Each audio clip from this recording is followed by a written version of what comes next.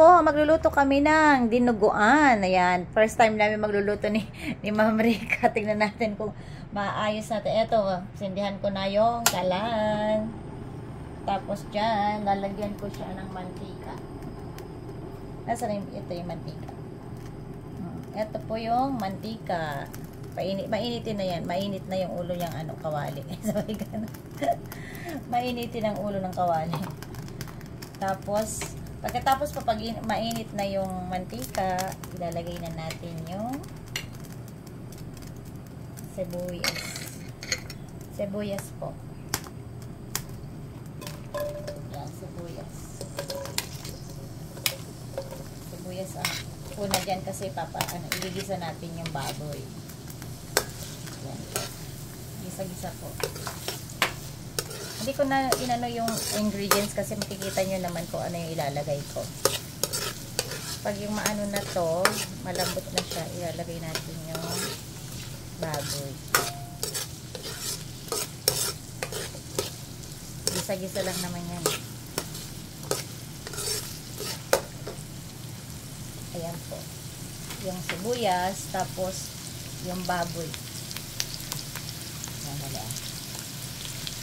Ito po yung baboy. Ayan, lalagay ko na yung baboy. Hiniwa-hiwa ng maliliit. Ayan. Yung baboy. Dinuguan po ang lulutuin natin ngayon. Baboy po, tsaka ito po, mga laman loob, mga hormone po yan, at saka yung mga puso. Puso, hindi pa araw ng puso, di ba? Ayan. Ayan. Ayan po. Gisa-gisa lang. Gawa ng dinuguan. Kasi kain na po kami ng Rica ng dinuguan.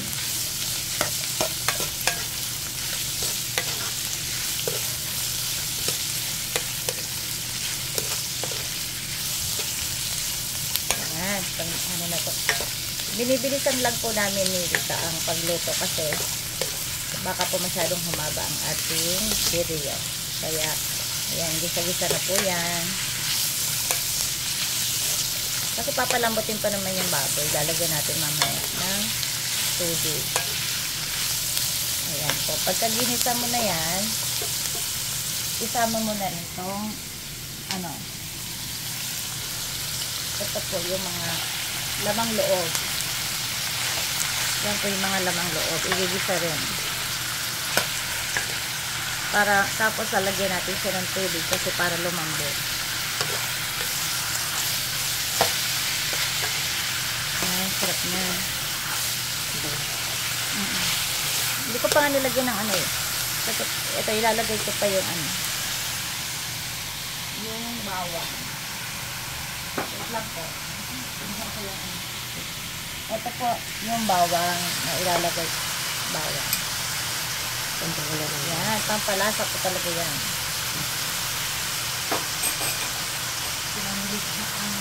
Ang nag-video sa atin ngayon. Yan po, tapos ihalo-halo lang. Dapat daw papalambutin masyado para masarap yung baboy at saka mga lamang loob. Dinuguan po ngayon kung sino po ang mag-order na po kayo. Dahil mauubos ka agad po ito. Ayan.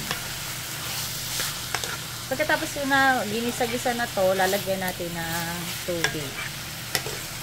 Papalambutin pa natin. Dapat igisang mabuti.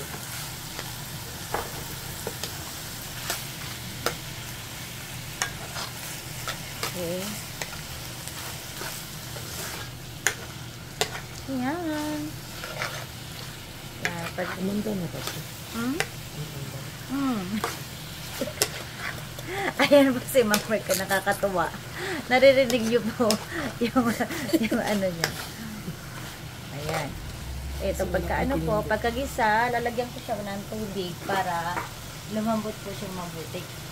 Yung mga baboy at saka lamang loob. Lagyan natin ng konting tubig.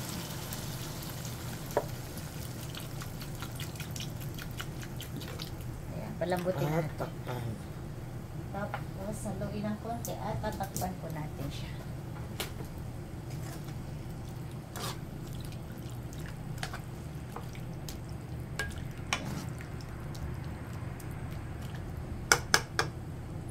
Tapos, ilalagay ko po ito yung laurel. Yan po, laurel. Yan, para mabango siya. Yung ating baboy. Yan, papuluin natin ng konti at saka ko po tatakpan. Tatakpan ko po. Ito po yung takip. Ayan, waiting tayo ng konti. Okay ka lang dyan, manay. Konti lang naman. Pag kumulo na yan, tsaka ilalagay naman natin yung etong tawag dito.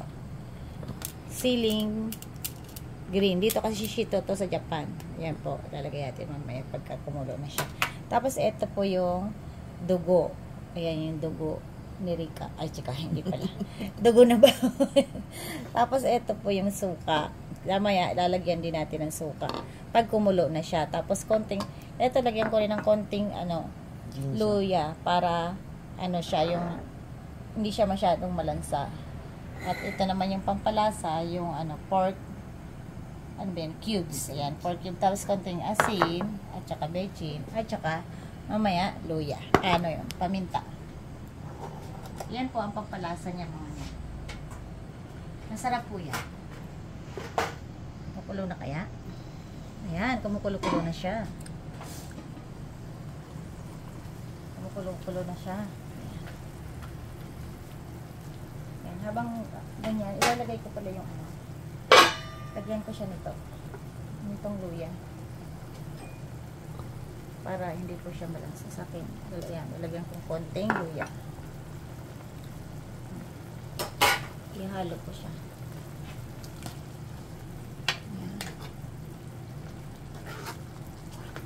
Para pa mamaya hindi malansa yung sa niya, dugo.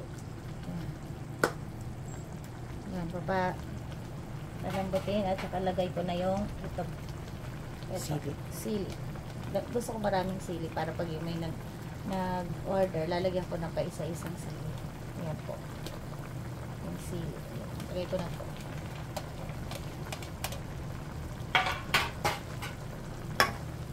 Mabilis lang naman siya kumulo. Tapos lagyan ko rin.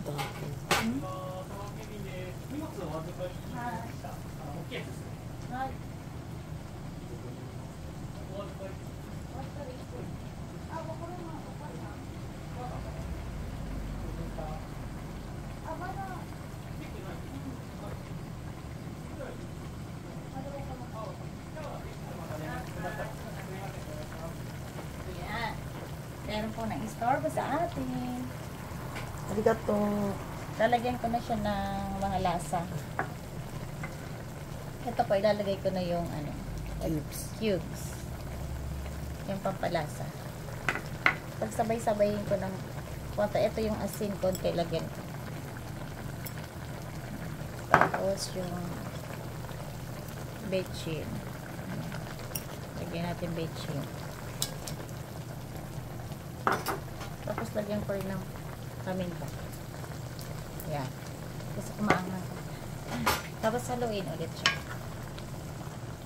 Yan.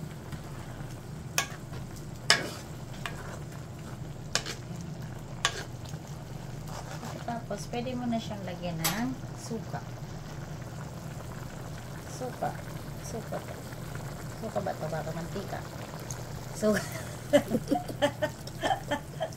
Ayan po, yung suka. Ayan. May suka na siya. Ayan. Pakulo-kulo na lang ng konti ulit. Takpan ko ulit siya. At saka mamaya-maya ilalagay natin yung dugo po ng baboy. Ito po yung dugo ng baboy. Yan. Yan. Miragol na talaga. Pag kumulo na po siya, lalagay ko na to. Masarap po ito kasi marami siyang ano, dugo. Pagkita natin to dugo, ayan. Kasi misarashi sa kanila, ano ba yung misarashi sa Tagalog? Basta misarashi na lang po. Yung dugo dito sa Japan. Ayan. Ayan, masyadong kumukulo na po siya, di ba? Ayan, malambot na yan.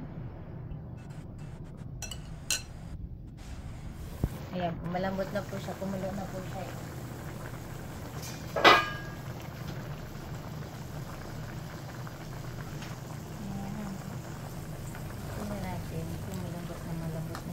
Kasi ang baboy dito, tsaka mga ano, malambot na yun. Kaya, hindi kagaya sa atin, ano pa ng masyadong 15 minutes, diba? Dito, okay na yan.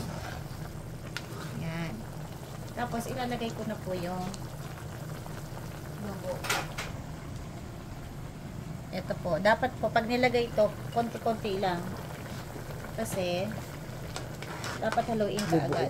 Mababuo kasi siya. Maraming dugo, masarap po yan. Ayan, nalagay ko na lahat. Ayan. Red na red siya. Ayan po. Hininaan ko yung apoy kasi para hindi siya magbuubo yung dugo. Ayan na po siya. Dinuguan na po. Dinuguan na. Tapos nalapat na lang siya.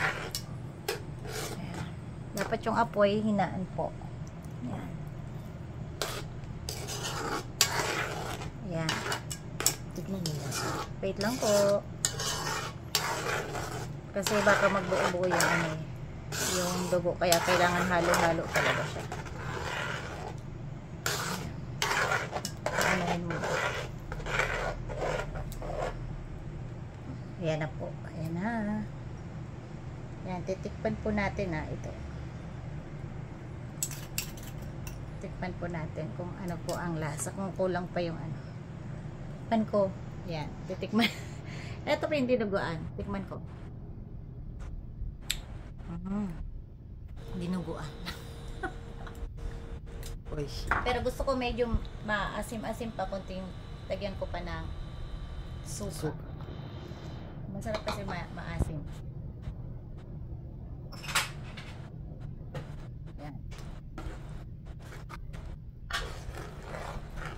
Yan. Okay lang po ang ating dinuguan.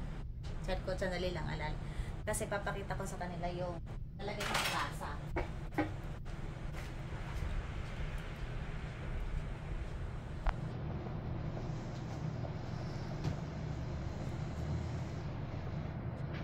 Para masarap. Ayan. Kulong-kulo na yan. Okay, ayan. Luto na po yan. Ito po ang dinuguan. Luto na po siya. Yan. Yan po ang masarap na dinuguan dito sa Oydemase Kitchen. Order na po kayo. Bye bye. See you next video. Bye bye.